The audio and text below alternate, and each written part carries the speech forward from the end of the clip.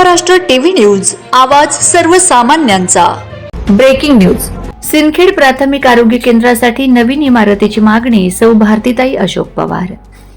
माहूर तालुक्यातील सिंदखेड येथील प्राथमिक आरोग्य केंद्राची इमारत अत्यंत जीर्ण व धोकादायक अवस्थेत असून या ठिकाणी तातडीने नवीन इमारत बांधण्यात यावी अशी मागणी राष्ट्रवादी काँग्रेस अजित पवार गट महिला आघाडीच्या तालुका अध्यक्षा सौ भारतीताई अशोक पवार यांनी केली आहे। सिंदखेड येथील प्राथमिक आरोग्य केंद्र हे आदिवासी व अतिदुर्गम डोंगराळ भागातील नागरिकांसाठी महत्त्वाचे आरोग्य केंद्र आहे।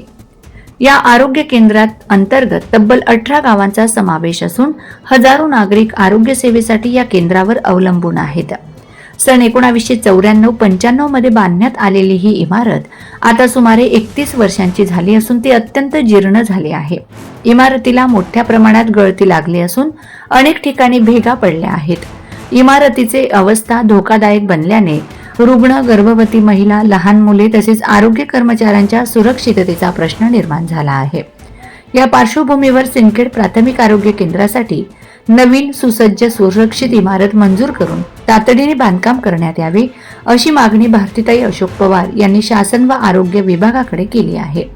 नवीन इमारत उभारण्यात आल्यास आदिवासी व दुर्गम भागातील नागरिकांना दर्जेदार व सुरक्षित आरोग्य सुविधा उपलब्ध होऊन त्यांना मोठा दिलासा मिळेल असं त्यांनी सांगितलंय।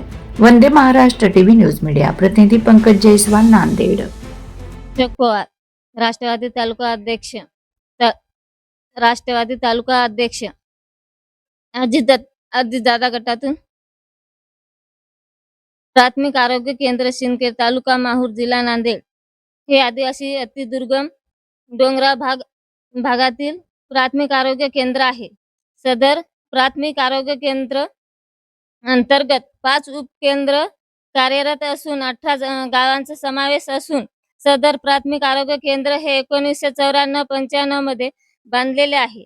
जवळपास 31 वर्ष झालेले असून प्राथमिक आरोग्य केंद्र पूर्ण जीर्णावस्थेत असून स्वगळती इमारत पूर्ण डॅमेज असून नवीन इमारत बांधकाम करून मिळण्यास आदिवासी अतिदुर्गम भागात डोंगराळ भागातील जनतेला लाभ मिळेल।